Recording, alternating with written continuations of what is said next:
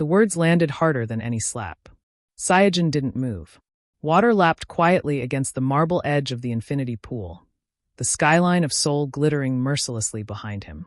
5 days.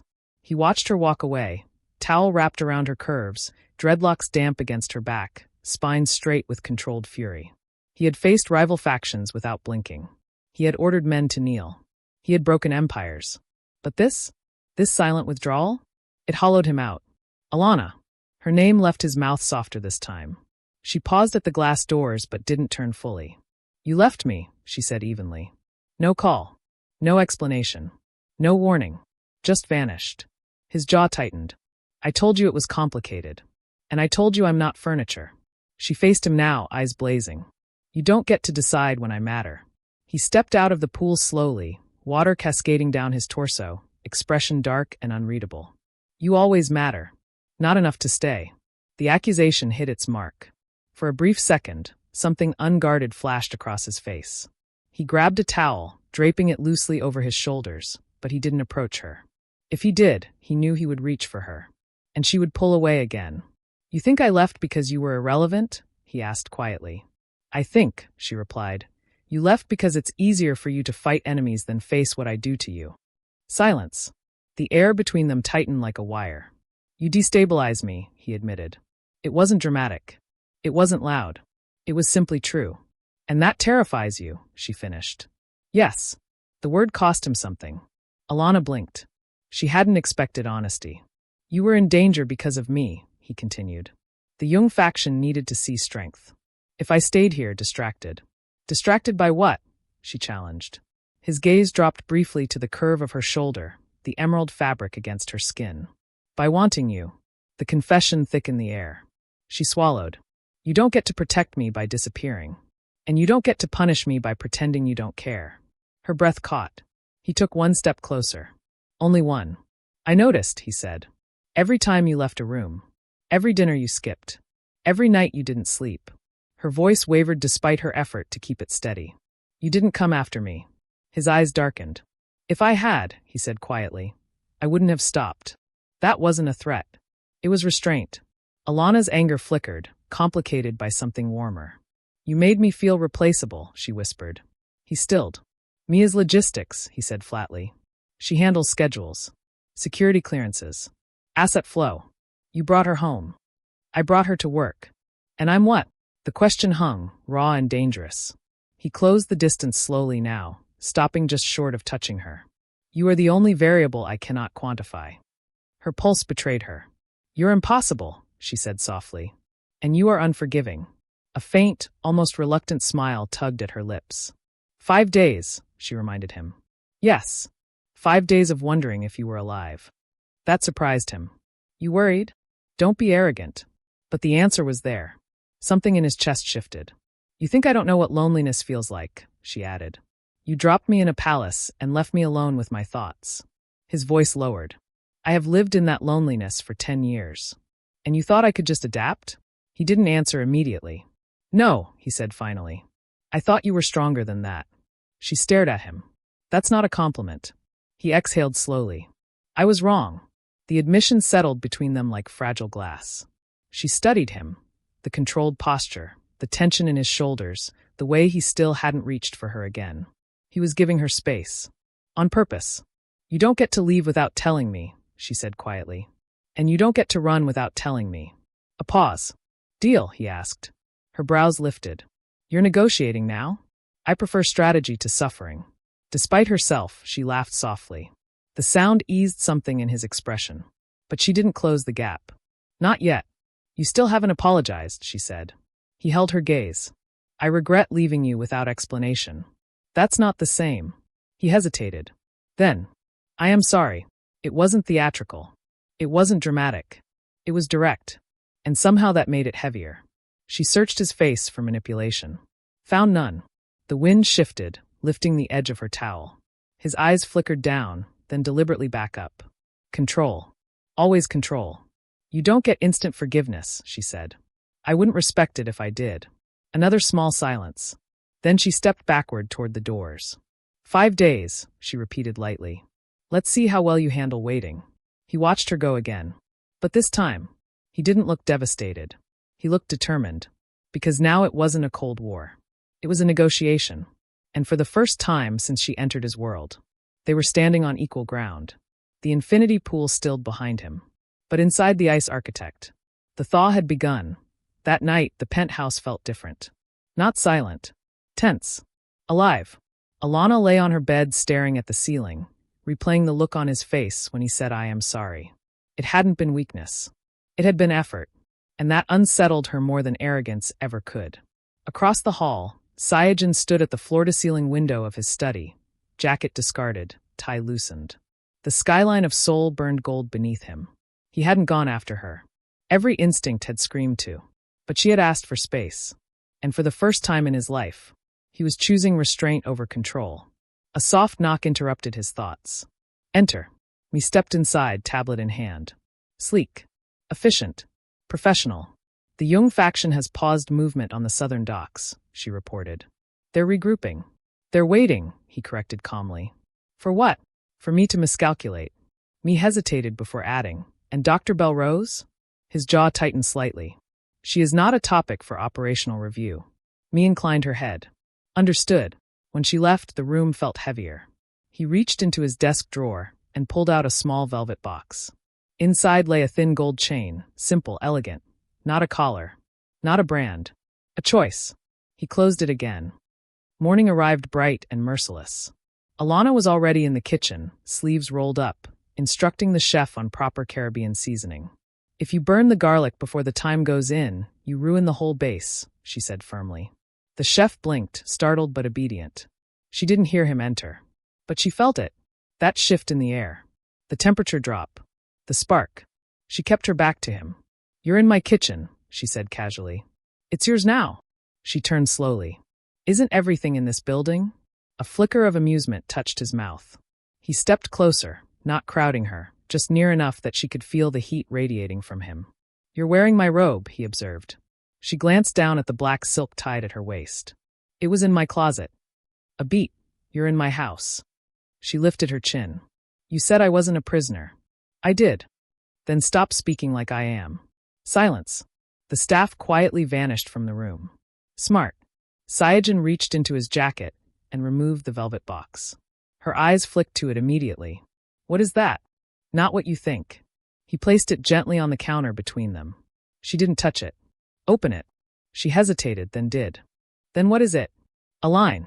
Her gaze sharpened. A line. If you wear it, he continued, voice low but steady, it means you are here because you choose to be. Her pulse quickened. And if I don't, then I arrange transport anywhere in the world. No pursuit. No interference. The words hung between them. Freedom. Real. Unconditional. Her throat tightened unexpectedly. You'd let me go? His eyes didn't waver. Yes. It was the hardest thing he had ever said. She studied him carefully, looking for the trap. There wasn't one. You're giving up control, she whispered. I am offering you power. The air shifted. This wasn't seduction. It wasn't dominance. It was vulnerability. Raw. Terrifying. She lifted the chain from the box, the cool gold sliding over her fingers. You're gambling, she said softly. I don't gamble. You are now. A faint breath of something almost like a laugh left him. Then consider this my first reckless decision. Her chest tightened. 5 days ago, he would have locked the doors tighter. Now he was unlocking them. Slowly, deliberately, she stepped closer. Close enough that their breaths mingled. You said you wanted my choice, she murmured. Yes. And if I choose to stay, it won't be as leverage. Or weakness. Understood. It will be as your equal. His eyes darkened, not with hunger this time. With respect. Understood. She lifted the chain. For a long second, she simply held it. Testing him. Testing herself. Then, she turned around, gathering her dreadlocks over one shoulder.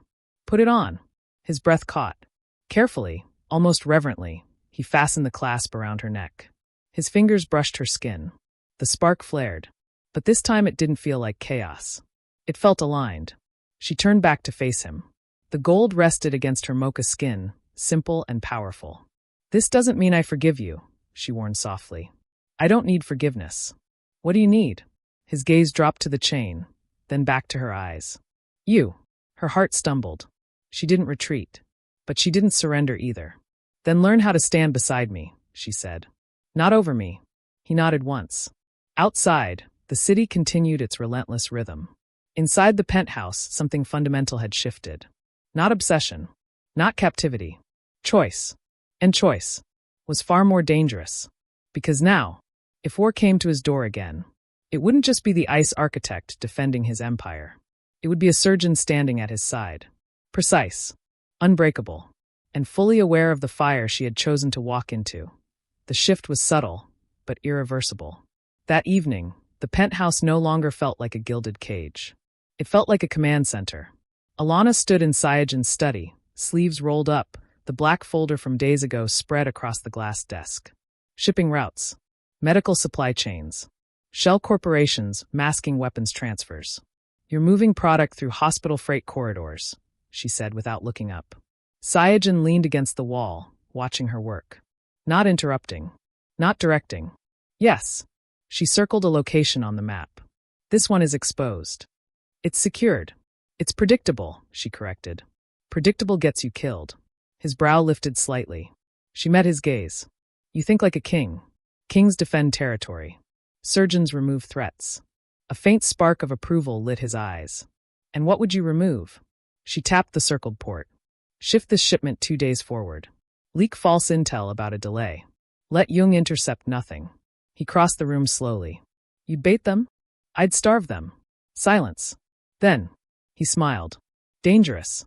You kidnapped me, she replied coolly. You don't get to be surprised. Before he could answer, me entered swiftly. Sir. Movement detected at the southern dock. Alana didn't hesitate. That's your decoy, she said. Seo-Jun's gaze snapped to her. Already? Me asked. Alana's lips curved faintly. They think they're clever. Seo-Jun's voice turned razor sharp. Deploy the secondary team. Quiet containment. Me bowed and exited. The room hummed with tension. Seo-Jun stepped closer to Alana. You're adapting quickly. I don't survive by staying soft.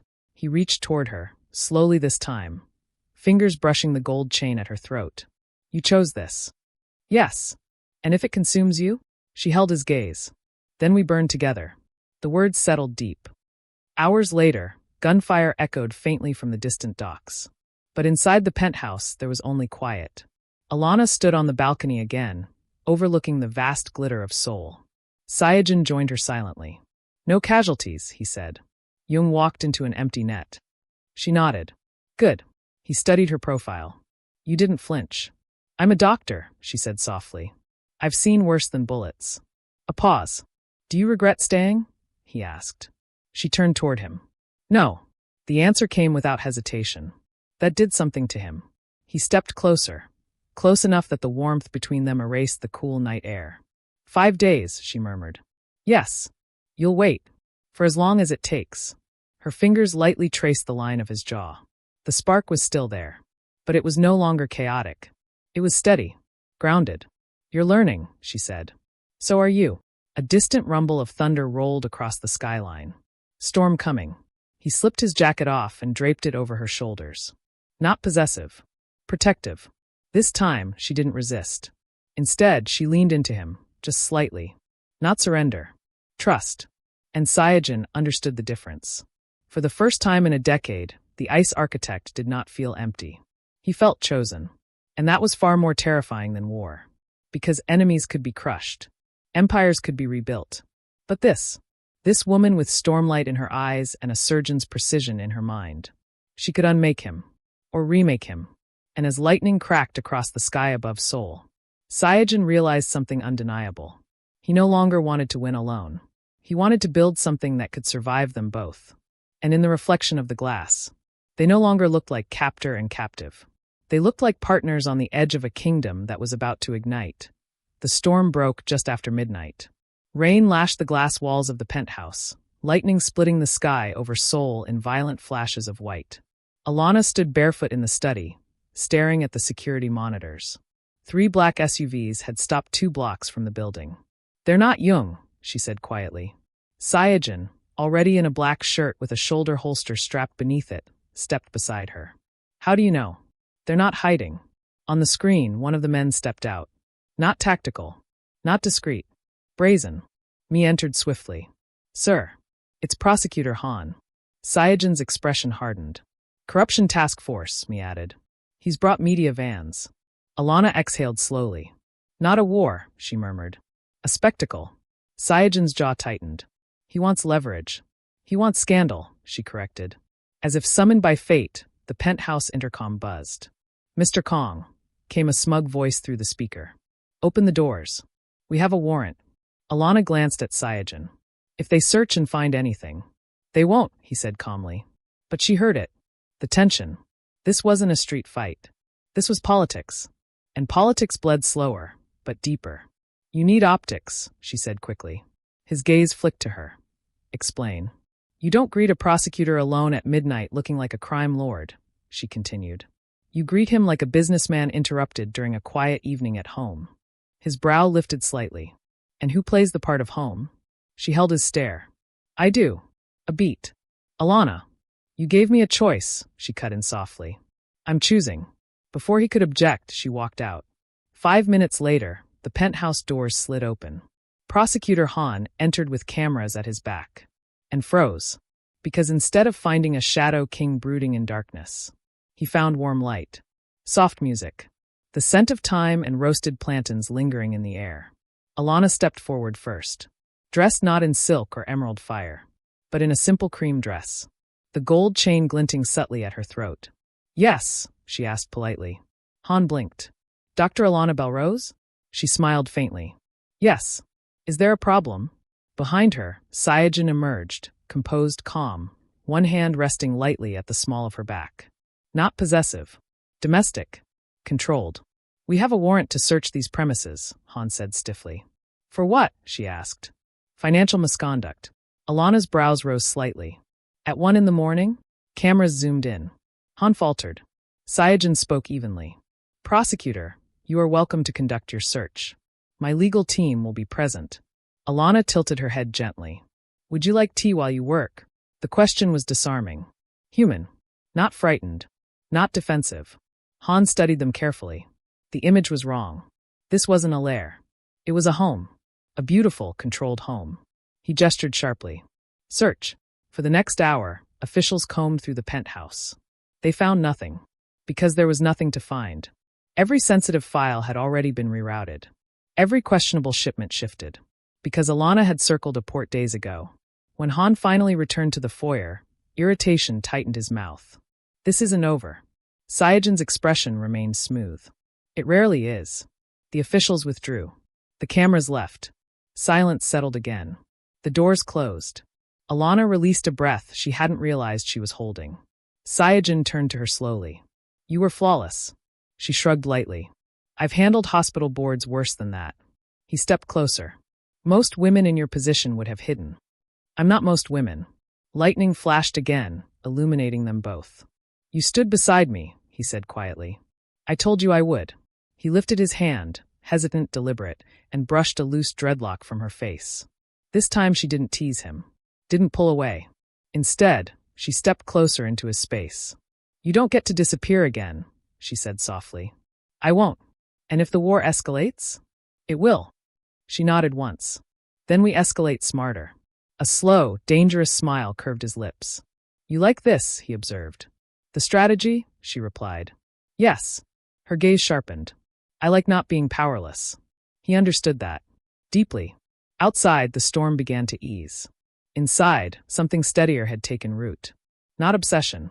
Not volatility. Alliance. Seo-Jun rested his forehead gently against hers. You changed the optics tonight, he murmured. She smiled faintly. You changed the locks. A pause. Then, Alana. Yes. If they come again, it won't be with cameras. I know. His voice dropped. And that won't look like this. Her fingers curled into his shirt. Then don't treat me like porcelain. He studied her. You're not. No, she agreed softly. I'm the scalpel. Thunder rolled faintly in the distance. And for the first time, the ice architect did not feel like he was defending an empire alone. He felt like he was building one with someone who could see the weak points in its foundation. Someone who could cut clean. Precise. Merciless when necessary. And as the lights of Seoul shimmered beyond the glass, they both understood. The next move wouldn't be Jung. Or a prosecutor. It would be something far more dangerous. Someone who knew exactly where to strike. And this time, they would be ready. Zuri refused to let him see the tremor in her hands. No guards inside the wing, just us. The words echoed long after he left the doorway. She stood alone in the massive suite, marble floors, vaulted ceilings, glass walls that overlooked acres of forest. It was luxurious, opulent, beautiful, and still a cage. She walked to the window and pressed her palm against the cool glass. Somewhere beyond those trees was a road. Somewhere beyond that, a town. Freedom. Behind her, she heard the soft click of a door closing. "You're pacing," he observed. She didn't turn. "I'm planning." A faint exhale, almost a laugh. "Planning what?" "My exit." Silence. Then his footsteps crossed the room slowly. Not rushed. Not threatening. Just deliberate. He stopped a few feet behind her. "You're not locked in, Zuri." Her jaw tightened. "The gates are coded. The perimeter is guarded. My phone has no signal." "What would you call that?" "A precaution." "For whom?" He didn't answer immediately. "For you," he finally said. That made her spin around. "For me?" Her eyes flashed. "You think isolating me is protection?" His gaze didn't waver. "I think the world outside that gate is uglier than you understand. And you're not." That landed. She saw it, the flicker in his eyes. Something defensive. Something wounded. "I never claimed to be good," he said quietly. "Then don't pretend this is kindness." He stepped closer. Not invading, but close enough that she could see the tension in his jaw. "I'm not pretending," he said. "I told you what I want. You want control." "No," his voice sharpened. "I want you to choose to stay." Her breath caught despite herself. "You can't engineer that," she whispered. "Watch me." The arrogance of it should have enraged her. Instead, something else unsettled her more. He believed it. He moved past her toward the bar, poured water into a glass, and handed it to her. She hesitated before taking it. "I cleared my schedule," he said. "No meetings. No calls unless critical. Just this." She stared at him. "This what?" "Time." The word felt heavier than it should have. "You think proximity will change me?" "I think understanding might." "And if it doesn't?" He held her gaze steadily. "Then I'll open the gates myself." She searched his face for deception. There was none. That confused her more than threats would have. "Why me?" she asked, the question slipping out before she could stop it. He didn't answer immediately. He set his glass down, walked to the window, looked out at the trees. "You walked into my world without flinching," he said finally. "Everyone else measures their words around me. You don't." "That's not attraction," she said softly. "That's defiance." "Exactly." A beat of silence stretched between them. "You don't want a partner," she said. "You want a challenge." He turned back to her slowly. "And you don't want freedom," he countered. "You want to prove no one can contain you." Her pulse jumped. "That's not the same thing." "No," he agreed. "It's not." They stood there, neither moving, the air charged with something neither of them wanted to name. "You're not afraid of me," he said quietly. "I'm not afraid of cages," she replied. "I'm afraid of forgetting I'm in one." Something in his expression shifted again, subtle, but real. "Then don't forget," he said. "Hold on to it. Test me. Push back. See if I break." Her brows furrowed. "That's not how this works." "Maybe it is," he murmured. A storm began outside, thunder rolling across the hills. Rain streaked the glass, blurring the forest into watercolor shadows. The isolation deepened. "Dinner's in an hour," he said, stepping away. "Kitchen's stocked if you'd rather cook." She blinked. "You don't cook." "I can. That I'd pay to see." There it was again, that near-human flicker. The ghost of amusement. "Then stay," he said softly. "And watch." He turned and left the room. Zuri stood there, heart racing for reasons she refused to analyze. This wasn't about attraction. It wasn't about power. It was about endurance. 1 week. 7 days alone in a wing of a fortress with a man who thought patience could bend her will. She walked to the grand doors leading to the corridor. They weren't locked. She tested the handle. It opened. No guards. Just silence. She stepped into the hallway slowly, testing the truth of his words. Freedom within boundaries. A psychological maze. Fine. If he wanted a challenge. She smiled faintly to herself. He had just invited one. And Zuri never lost the long game. The hallway stretched long and quiet, lit by recessed gold lighting that softened the edges of everything. No guards. No cameras visible. That didn't mean they weren't there. Zuri walked slowly, counting doors, memorizing turns, mapping exits in her mind. If this was a game, she would learn the board. At the far end of the corridor, she found a staircase instead of an elevator. Interesting. Elevators could be controlled remotely. Stairs required physical presence. She descended quietly. The lower level opened into a vast open-plan living space, floor-to-ceiling windows, a sunken lounge, a grand piano positioned near the glass. The storm outside had deepened, lightning illuminating the forest in fractured flashes. He was standing near the kitchen island, sleeves rolled to his forearms. Cooking. She paused on the last step, observing. He moved with precision. Controlled. Efficient. Not the clumsy performance she expected. "You're staring," he said without turning. "You're chopping vegetables like you're negotiating a merger. That's how I do most things." She stepped off the stairs. With intimidation? With intention. She circled the island slowly. "So this is part of the strategy? If I were strategizing, I'd be doing something more impressive." "Oh," he glanced at her briefly. "I'd be telling you what you want to hear." She folded her arms. "Which would be?"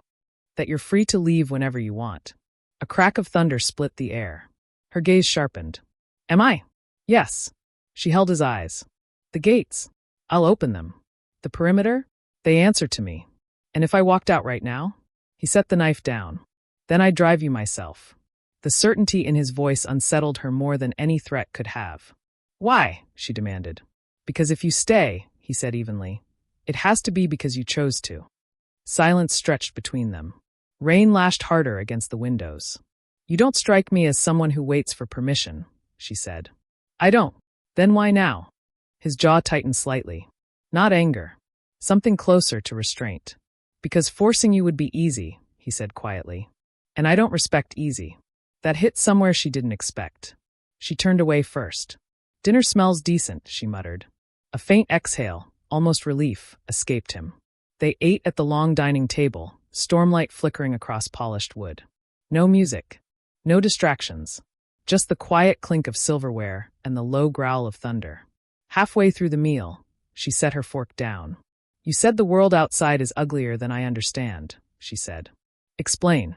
He didn't hesitate this time. "You crossed people when you walked away from that deal," he said.